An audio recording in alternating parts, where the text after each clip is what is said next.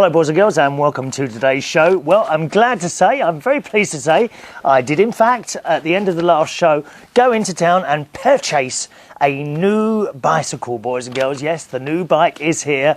Not an easy job buying a new bike, let me tell you. Yes, so why does it seem to be so much easier when I was little? Or, you know, you just accept whatever bike that your mum and dad get you for Christmas or birthday, don't you? You know? First of all, I went into Halfords. My sister said I should have gone to Halfords.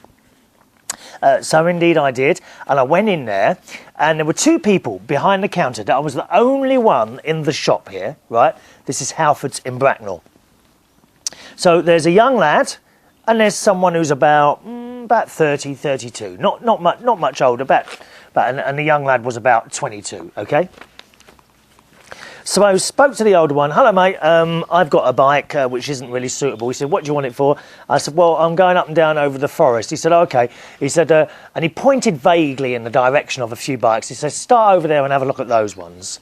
And then carried on with what he was doing. I thought, oh, well, fair enough. So I went over there and started looking at these bikes. And I kind of worked my way around. And then I found one that I quite liked. And by now, the older bloke had disappeared somewhere. So I said to the young lad, I said, could you get this one down? Because it was quite high up.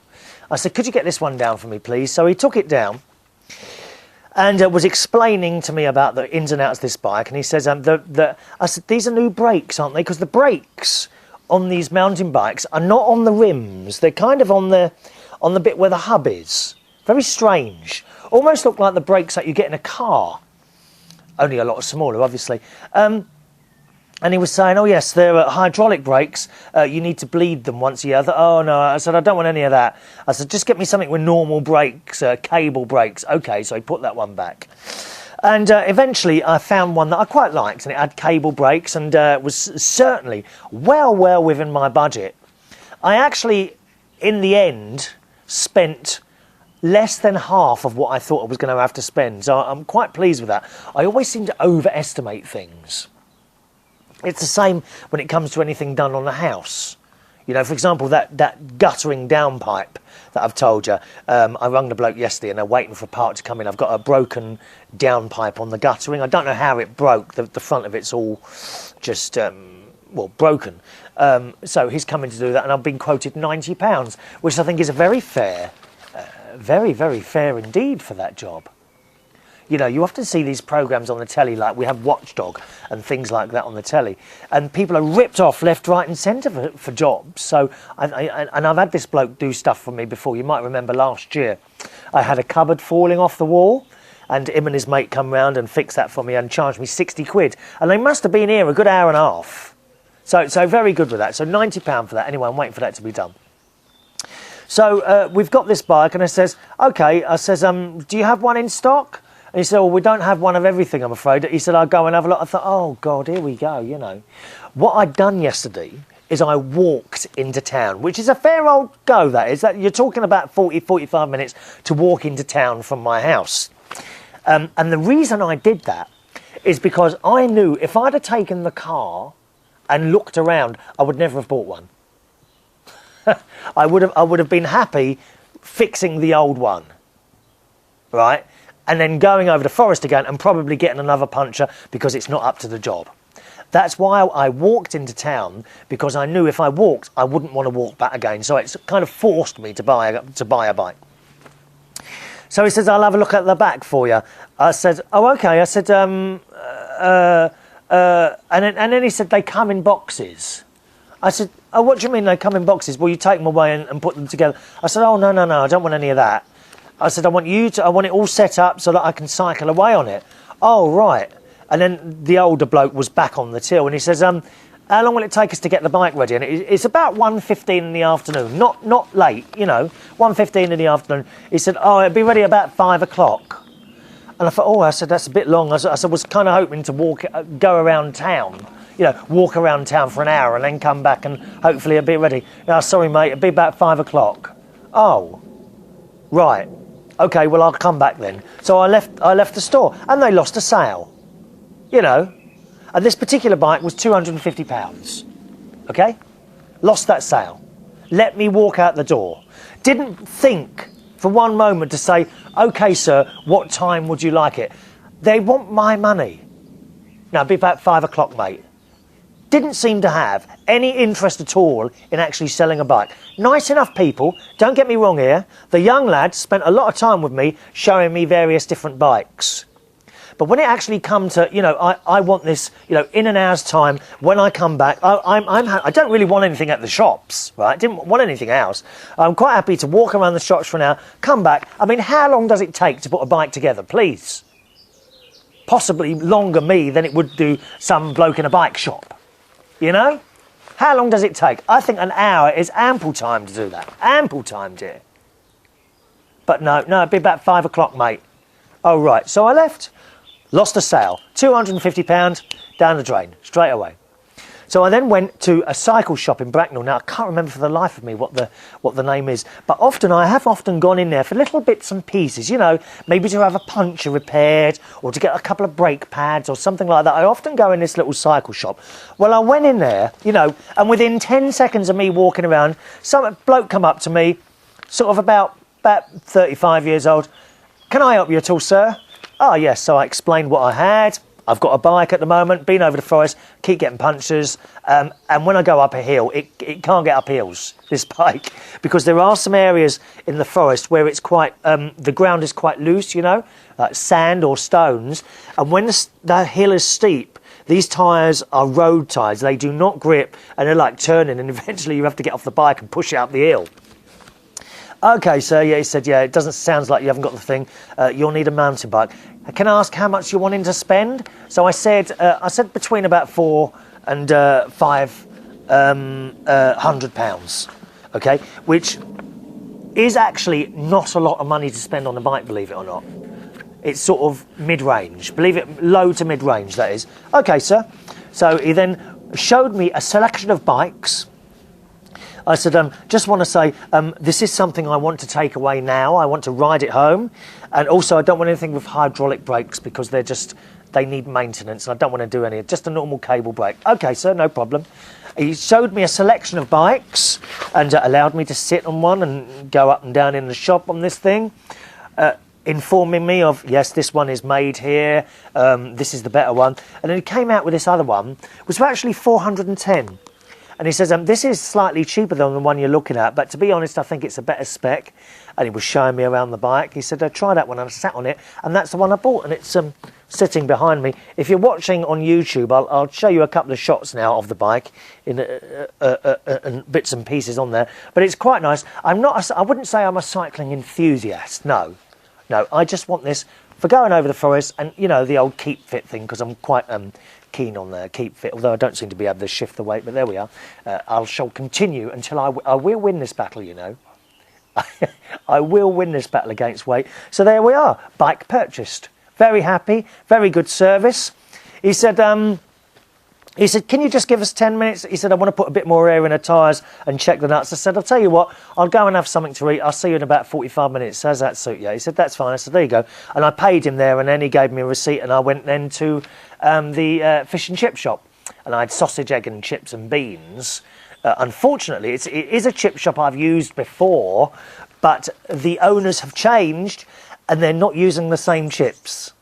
OK, and you'll know what if you're in the UK, you'll know exactly what I mean. These were kebab chips, you know. They've obviously come out of a plastic bag, chucked into the fryer and fried, and they are not real chips. I'm sorry, you know, they are not. Real chips are made on the premises, and they're all different shapes and sizes, and they taste wonderful. So I'm really disappointed that they've changed the chips. Perhaps I should have said something. I don't know. I mean, presumably, it takes a lot longer to do things like this, doesn't it?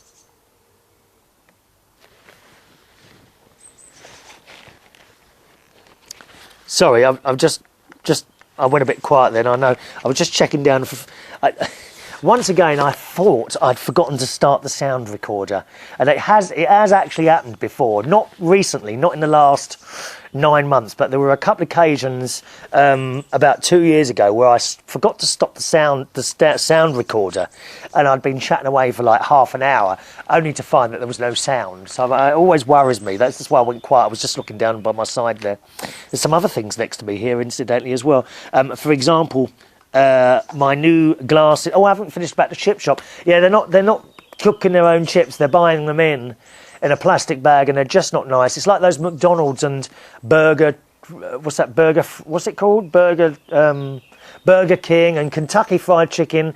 They've all got those horrible little skinny things. The kebab shop chips tend to be a bit bigger, but they're still not proper chips. I'm sorry, they're not nice. So I was disappointed with that. And the sausage didn't taste very nice, so probably won't go back in there again, which is a shame because that was a nice fish and chip shop, that was.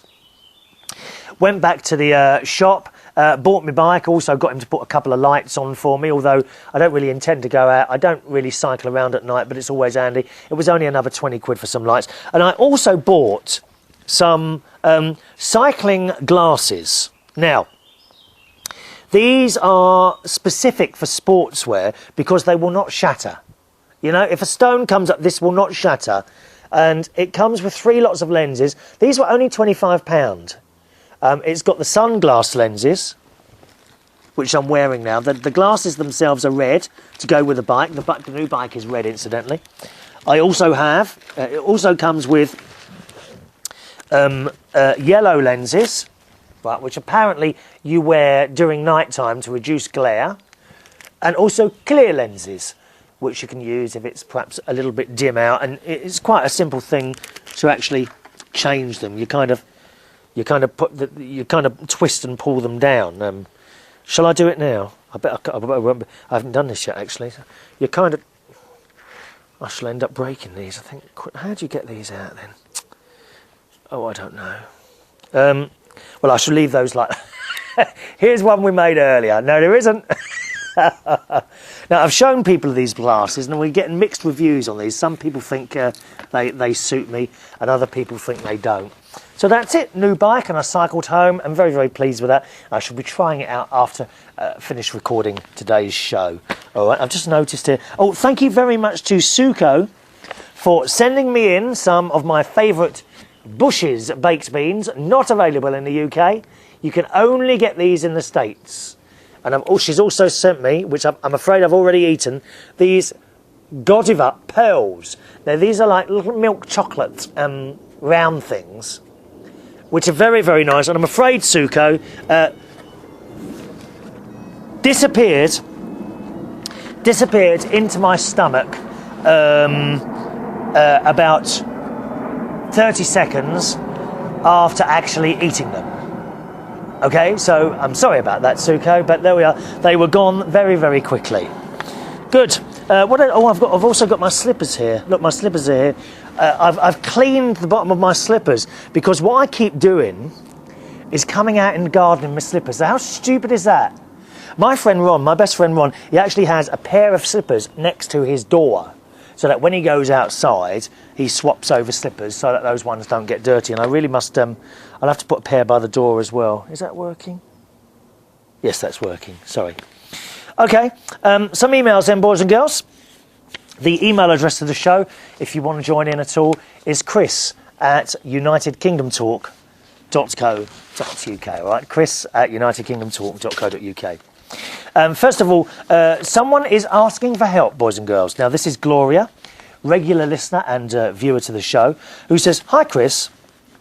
As usual, you don't hear from me this often." Now, you'll need a pen and paper here to assist this lady, okay, if you want to, all right?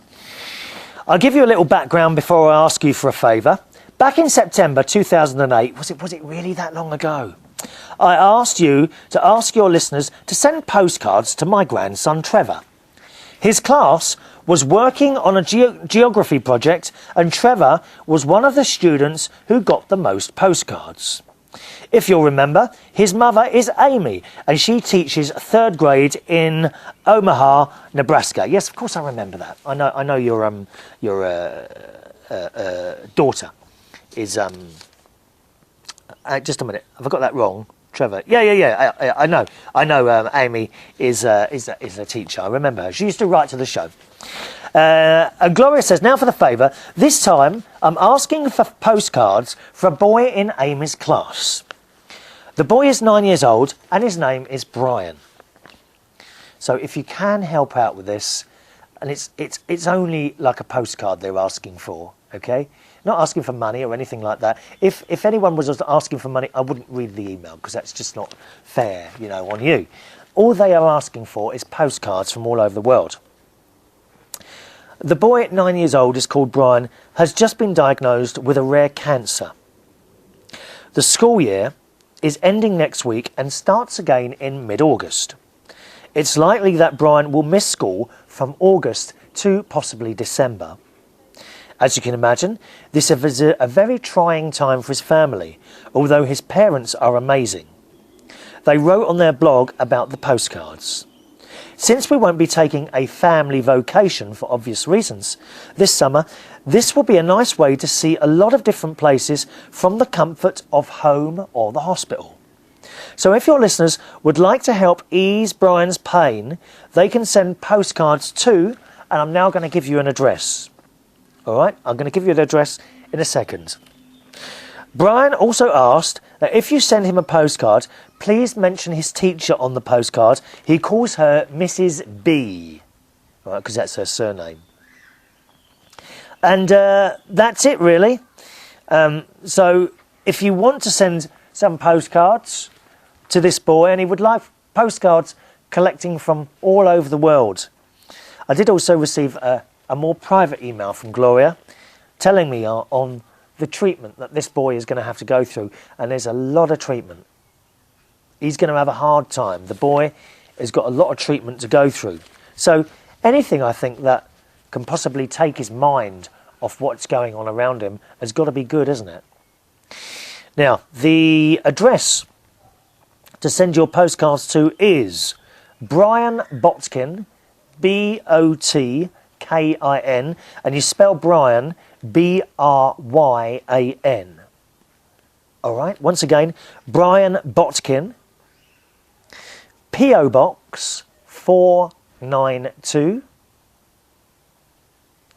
Boystown, Boystown, NE 68010, USA. Now I'll read it again and I'll tell you where to put it on, because I know sometimes when you get a foreign address you're not quite sure where to put what on what line, so I'll read you what line to do. First line, Bryan Botkin, Bryan Botkin. Next line, P.O. Box 492. Next line, Boystown, Boystown, comma, NE, capital N, capital E, 68010. Did I get that right the first time? Very important, that. Okay, that line that says Boystown, comma, capital N, capital E, 68010. All right, 68010. And then next line, USA. I'm going to read it for you once more again. Bryan Botkin on the top line. Next line, P.O. Box 492. Next line, Boystown, comma, capital N, capital E, 68010. Next line, USA. Okay? And if you could send a postcard from wherever you are in the world, maybe a little picture of where you are. It doesn't even have to be a postcard, really, does it? You could, I suppose, send a photograph and just put the address and the stamp on the back, and that will get to him. And don't forget to mention Mrs. B on there. All right, and he would love that. He's only 9 years old, and you know what it's like, especially when we get any boys or indeed men watching this show. Remember when you was a little boy, you liked to collect things, didn't you? Why did we collect things as little boys? We do, though, don't we? I did stamps. I didn't do them properly, though. They were all stuck in this stamp album with bits of sellotape. I don't suppose I've got them somewhere, but I don't think they'd be worth anything because they were very badly put in the album. Thank you, Gloria. Pleased to help you, my darling, all right? Okay, email here from Jennifer. Hello, Jennifer, who says, hello, Chris. Top of the morning to you. Top of the morning to you. You know, I hate saying good morning to people in the morning. I don't know why, I just do. I would much rather say hi, hello, or hey. I'll say good afternoon, good evening, or good night, but good morning, nah. I wonder if it's just that I would much rather be in my bed during these hours. Now, I always say good morning to people. You know, years ago, people would say good morning to you as they passed you in the street. Wouldn't happen in London, of course. And I think, to a certain extent, it does happen here in Bracknell. So quite often I've been walking down the path or perhaps cycling on the cycle path, and people will nod to you or say good morning if it's that time of the day, which is quite nice, isn't it, don't you think? She says, anyway, I've got a few comments about the 25th of May show. She said, you have not read Dallas's email. You should have heard it now. Hopefully you've heard it now, have you? You should have heard Dallas's email.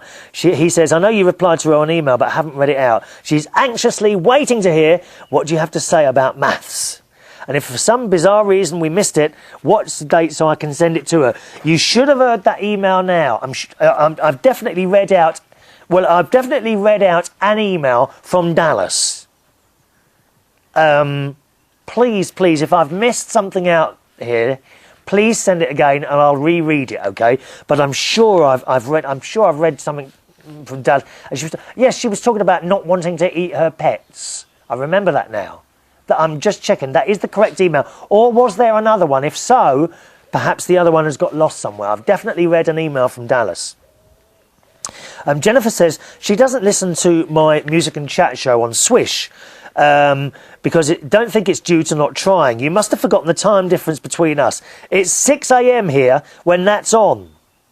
Yeah, because I do a music and chat show every morning at 11 o'clock here in the UK. Of course, it's 6 o'clock where Jennifer is. She says, that's when I'm getting ready for work and outside with the chickens and cats. I certainly haven't the time to turn on the computer and hook up or brush my hair for that matter. Do you not bother with your hair? I don't bother either. That's why I cut most of mine off. It's too much hassle dealing with hair, isn't it, Jennifer? Oh, us girls have to stick together with this. Shave it off. Go on, Jennifer. Have one of those army haircuts and be done with it, my love. You don't have to wash it for weeks. It's wonderful. I virtually get ready while driving for work. I know I should get up earlier, but I just can't. I love my sleep too much, and it doesn't help if I go to sleep late. I'd like to be in bed by 10:30 at the latest, but normally don't make it until 11:30, almost midnight. Well, that's early for me. I think my average time of going to bed is about 3 a.m., 3 or 4 a.m. It's late, isn't it? Then I try and listen to it at work and can't download some sort of player. I keep going around in cyber-click world, getting the same screens and hearing nothing. Can you put it on Live 365? What, the Swish show? No, I'm afraid I can't. I don't have the copyright for that. That's not mine. I do the show and the station looks after the licensing and all that. Okay? So I can't do that. Not allowed to do that, I'm afraid. Jennifer says she is sending a package of cookies. Oh, we're looking forward to that. I shall be nibbling away at those. On the subject of presidents, because we were talking about that in a previous show, President Adams, J.Q. Adams and Coolidge are like way back in ancient history, like the 1700s, I think.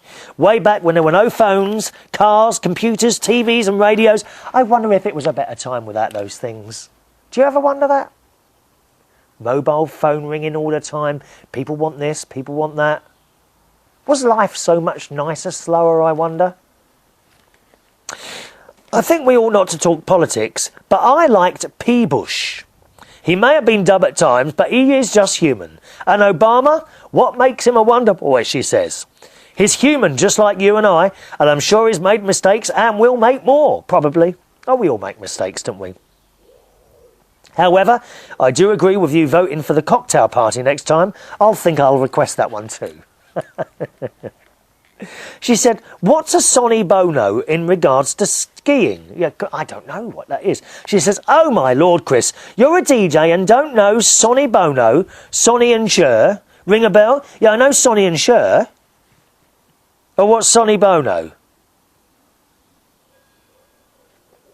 Is that Sonny's second name, Bono? Have I got that right now? Well, I don't know everything. You don't assume that I know everything, do you?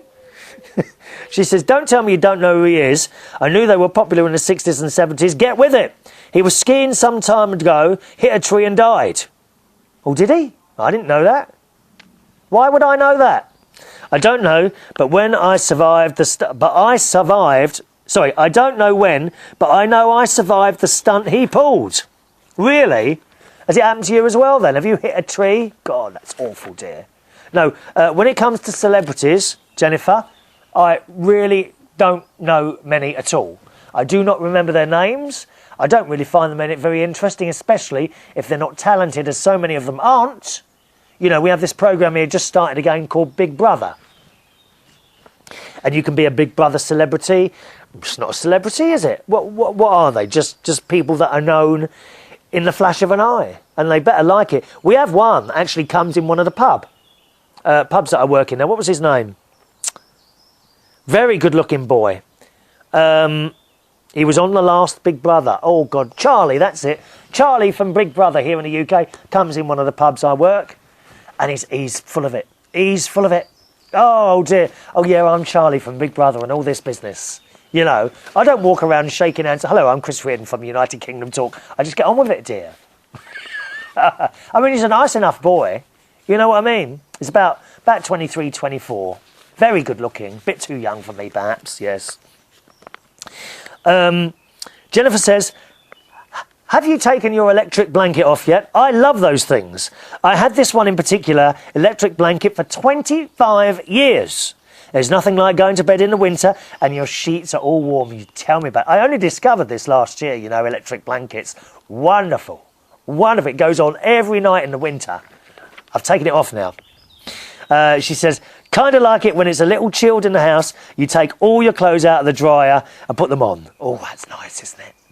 That's nice. I tell you, the cold and snow is for the polar bears. They can keep it. Yeah, you and me alike. Tonight it's very hot out here. It's probably about, I'm actually in the garden again today, which those of you that, even those of you that are listening, can probably hear the birds. Can you? Listen. Can you hear that? We're out in the garden today, yeah. No, I don't like the cold either. I much prefer hot weather. She says, you can, and the subject of cows, I was saying, well, can you send a cow over by plane? Can they do that? And she said, yes, you can actually put cows on a plane. My husband used to work for a cargo airline that sometimes shipped racehorses, so cows wouldn't be that different. They just have messier poo. Nappies for a cow, perhaps. Yes, someone ought to bring that out. They'd have to be big nappies, though, wouldn't they? You know, you have to be careful with these nappies because you don't want them to block the hole up, do you? Because that could be quite dangerous, I would think, for the cow. She says, I don't think so. Every load they dump, you'd have to change it. Good luck getting that animal to cooperate. Chickens are difficult enough because she puts nappies on her chickens. And some exciting news about my recent trip to Oklahoma. Unfortunately, I missed the roundup. That's when you move all the cows from the pastures to the working pens. However, I was fortunate enough to get to do a few pregnancy checks on the heifers. Oh, I'm not sure that I'd want to do those. Do you have to put your hand in? Oh, dear. No, thank you. There was a veterinarian there to teach me. I had to get this really long plastic glove that went all the way up to my armpit and gently shove my whole arm up the cow's butt and feel around for a baby cow inside. Oh, God, it must stink. She said, yes, it was very messy. I got a picture of it, but you really can't tell what I'm doing. I got to feel 2 babies. Then I tested on the 3rd cow. I was to confirm whether it was pregnant or not pregnant, and I got it right. It wasn't. In the beginning, my husband was all gung for me to learn that after I did the exams. Then he said, you better take that glove off before you come and see me. I must end my note now from Jennifer. Thank you, Jennifer. Lovely to hear from you. I'm out of time, or not. No, I don't think I'll be going around testing cows for pregnancy, to be honest. Time for me to go, and an email here from Vicky, which I'll bring up in the next show. Thanks very, very much for watching and listening to the show. If you want to join in, my email address is chris@unitedkingdomtalk.co.uk. chris@unitedkingdomtalk.co.uk. See you on the next show. Bye-bye now.